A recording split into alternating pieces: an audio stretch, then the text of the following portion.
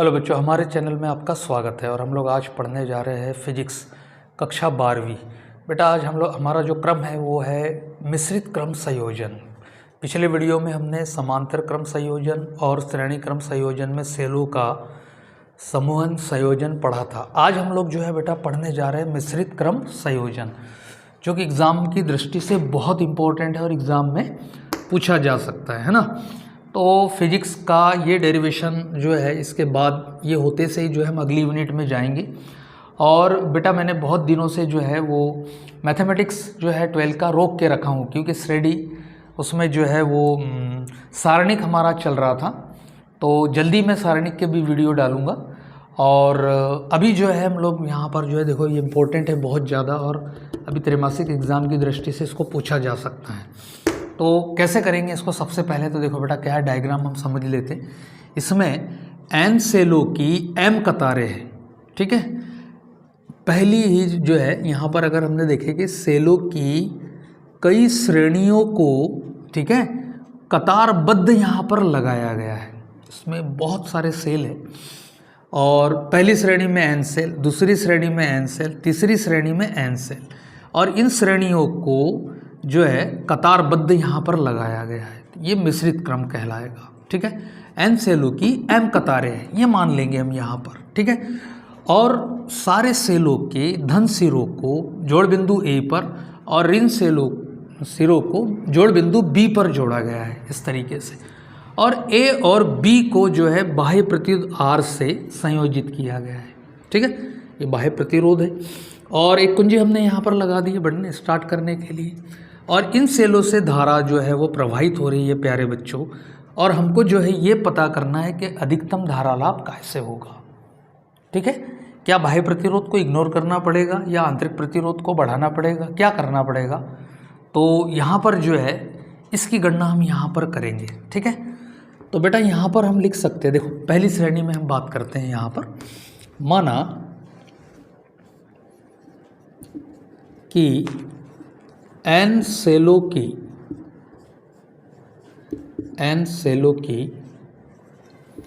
m कतारें हैं,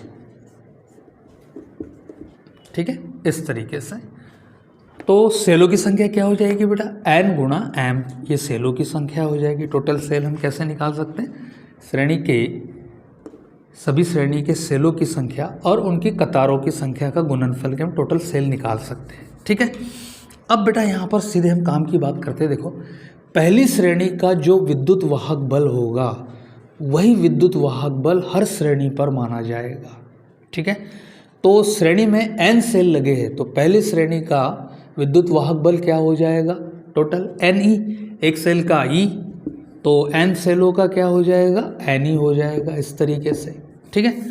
तो समांतर क्रम में होने के कारण, समांतर क्रम में विभवांतर क्या होता है? समान होता है। तो यहाँ विद्युत वाहक बल जो है वो भी क्या होगा? समान होगा। तो हम यहाँ लिखेंगे बेटा m कतारें है, प्रत्येक श्रेणी में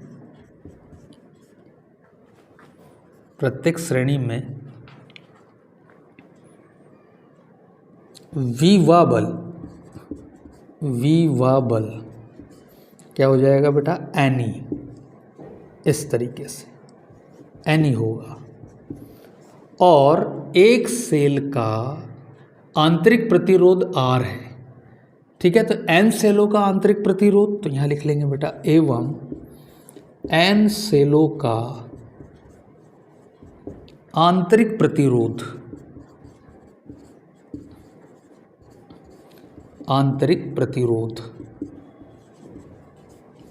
क्या हो जाएगा प्यारे बच्चों? NR, इस तरीके से, ठीक है।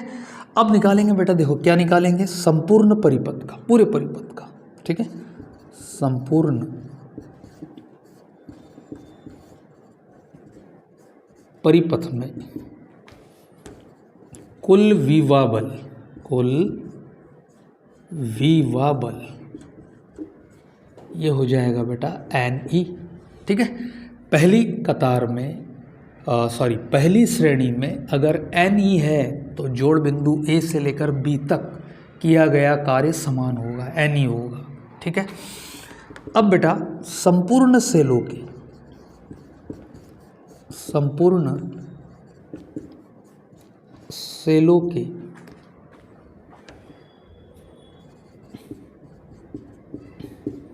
आंतरिक प्रतिरोध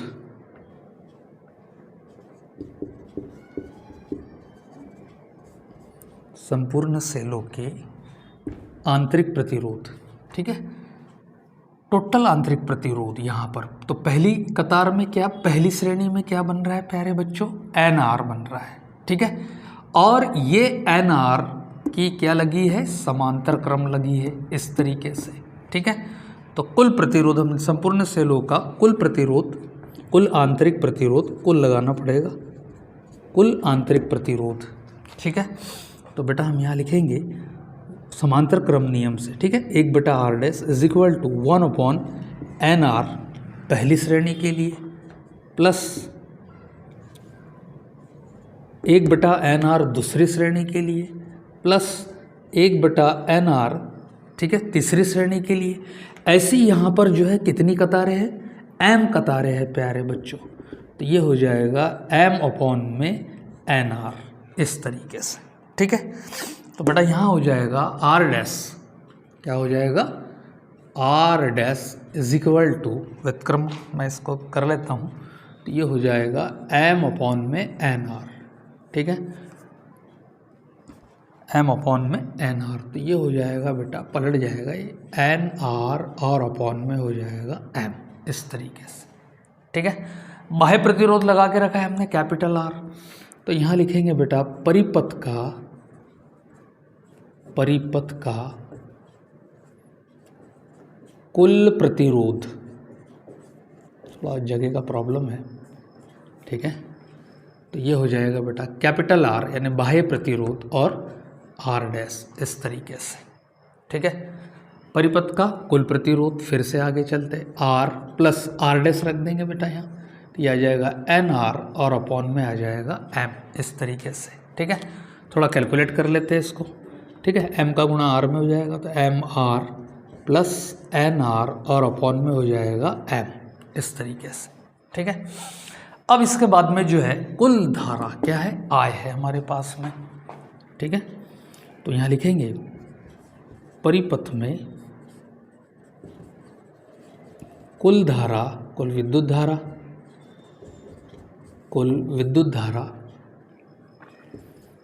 I है, ठीक है। तब ओम के नियम से, बहुत सरल है बेटा, ओम के नियम से क्या हो जाएगा, I इज इक्वल टू कुल विवा बल और बटा कुल प्रतिरोध, ठीक है बेटा। इसमें कैलकुलेशन ज़्यादा है तो बोर्ड में हमको एक बार और मिटाना पड़ेगा बोर्ड को, ठीक है, इस तरीके से कुल धारा। और इसमें बेटा हम यहाँ वे वैल्यू रख देंगे, ठीक है। फिलहाल मैं जो है यहाँ अभी शो कर देता हूँ, I इज इक्वल टू कुल विवा बल, तो यहाँ आ जाएगा NE, और कुल प्रतिरोध तो यहाँ लिख सकते हैं बेटा R प्लस R डैश, ऐसा करके, ठीक है। इसको फिर कैलकुलेट करेंगे हम यहाँ पर वैल्यू रख के इस तरीके से। आई होप कि आपको इतना समझ में आया होगा। अब यहाँ से जो है R प्लस R डैश की जो वैल्यू हमने यहाँ निकाल के रखी, इसको यहाँ रख के फिर इसको कैलकुलेट करते हैं। तो बेटा यहाँ पर जो है इसको इक्वेशन नंबर 1 मान लेंगे, ठीक है, और यहाँ से शुरू करेंगे समीकरण 1 से, ठीक है। मान रख लेता हूँ मैं I is equal to NE और अपॉन में R प्लस R डैश, क्या वैल्यू निकाली है हमने, तो यहाँ आ जाएगा बेटा MR प्लस NR और अपॉन में आ जाएगा M, ठीक है। I इज इक्वल टू, देखो गणितीय गणना से M ऊपर चले जाएगा, यह आ गया MNE और नीचे आ जाएगा MR प्लस NR इस तरीके से, ठीक है। इसको बोल देंगे बेटा इक्वेशन नंबर 2। देखो अब अधिकतम धारा लाभ के लिए क्या आवश्यक है कि MR प्लस NR का मान क्या होना चाहिए, कम होना चाहिए, ठीक है। देखो हमने देखा है भिन्न में, अब यदि भिन्न के हर को अगर हम कम करते हैं, इसकी वैल्यू कम करते हैं, तो I की वैल्यू क्या होगी, बढ़ जाएगी। गणित में हमने देखा है MR प्लस NR का मान क्या होना चाहिए, कम होना चाहिए, न्यूनतम होना चाहिए। तो क्या करेंगे, हम यहाँ लिखेंगे अधिकतम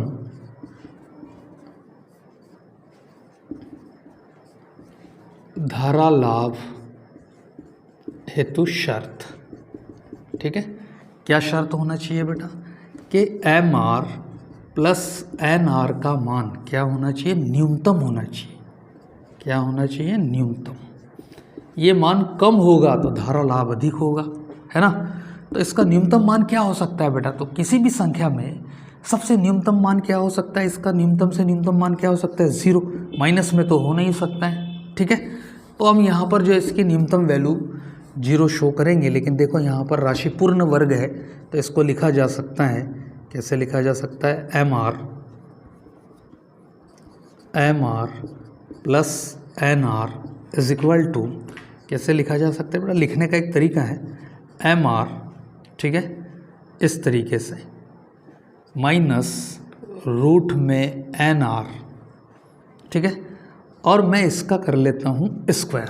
देखो अगर मैंने इसका स्क्वायर किया a माइनस बी का स्क्वायर तो क्या होगा, MR प्लस NR, क्योंकि स्क्वायर करने से रूट स्क्वायर क्या हो जाएगी, कैंसिल, और माइनस हो जाएगा बेटा 2MR और इंटू NR, ऐसा करके ये इसका मान हमने लिख दिया a माइनस बी के वर्ग से। ठीक है, तो इसको अगर हमने यहाँ स्क्वायर के रूप में लिखा है तो इसमें पहले से क्या बना हुआ है, -2MR NR, और हमको इतना लिखना है, इतना लिखना है, तो इसको हमको क्या करना पड़ेगा, घटाना पड़ेगा, है ना। अगर हम इसको घटाते हैं तो बेटा इसमें -2MR इंटू NR को अगर हटाना है तो हमको क्या करना पड़ेगा, +2MR इंटू NR, ये ऐड करना पड़ेगा। ठीक है, तो ये एक सर्वसमीका भी बन गई और हमारा काम भी हो गया है। ठीक है, अब जो है इस संख्या को ये संख्या रिप्रेजेंट करती है। ठीक है, तो यहाँ लिखेंगे बेटा हम यहाँ पर 2MR इंटू NR, ठीक है, न्यूनतम गणना है, को नगण्य मानने पर, अगर ये नगण्य है तो ऐसी कंडीशन में ये संख्या इसके बराबर है, MR plus NR is equal to root में MR माइनस रूट में NR का स्क्वायर, और इसका न्यूनतम मान क्या होगा बेटा, 0। ठीक है, यानी इस संख्या को अब ये संख्या रिप्रेजेंट कर रही है। आगे चलते हैं, देखो तो यहाँ हो जाएगा बेटा MR, ठीक है, रूट में MR माइनस रूट में NR का स्क्वायर है। ठीक है, तो यहाँ देखो इसका वर्ग हटाऊंगा मैं यहाँ पर, तो ये हो जाएगा बेटा 0 पर वर्गमूल आ जाएगा। ठीक है, तो ये हो गया रूट में MR माइनस रूट में NR और इज इक्वल टू हो जाएगा 0। पक्षांतर कर लेते, MR बराबर से रूट में NR, रूट से रूट कैंसिल, तो ये हो जाएगा बेटा MR बराबर से NR। ठीक है, तो यहाँ पर बेटा जो है अधिकतम धारा लाभ के लिए शर्त जो बन रही है वो क्या बन रही है कि MR is equal to NR, है ना। अब इसको जो है हम इक्वेशन नंबर, ठीक है, 2 में ले जाके रख देंगे यहाँ पर MR प्लस NR के जगह। ठीक है, तो यहाँ पर जो है मैं थोड़ा सा इसको मिटा लेता हूँ, आपने लिख लिया होगा, तो यहाँ रखते हैं समीकरण 2 से। ठीक है, क्या हो रहा है, I is equal to MNE और अपॉन में हो जाएगा बेटा देखो MR is equal to NR, यानी मैं यहाँ MR रखूँगा तो NR के जगह भी क्या रख सकता हूँ, MR रख सकता हूँ बराबर से, फिर MNE और अपॉन में। ठीक है, अगर मैं यहाँ पर NR के जगह पर MR रख सकता हूँ तो MR के जगह पे भी NR रख सकता हूँ, तो ये हो जाएगा NR प्लस NR।